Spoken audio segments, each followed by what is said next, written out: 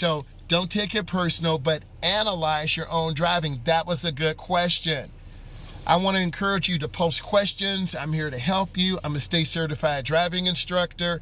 I'm here to help you prepare for driving, answer your questions. There's a shortage of driver's education instructors like myself, so we are in high demand. A good driving instructor is funny. I got a good sense of humor. I'm always smiling. A good instructor is patient with you. They explain things thoroughly. We want you to live your best life, meaning driving as best as you can, taking good notes in class, doing well on your Kahoots. Hey, what's up? How are you doing? Doing good on your Quizlet. I have a lot of interactive driving games that I use that are custom made for me. If you have questions on that, let me know.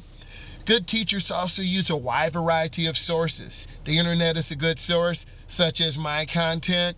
You always want to think of getting better. We have a lot of electric cars that are out there too. A lot of students are driving in those now. They give you more freedom.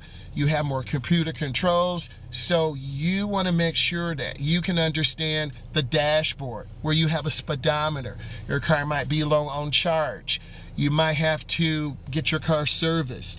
You also need to know how to put gasoline in your car. If you look on your dashboard, there's a little gas pump icon with an arrow. If it's pointing to the left, then your gas tank door is on the left. If it's pointing to the right, it's usually on the right.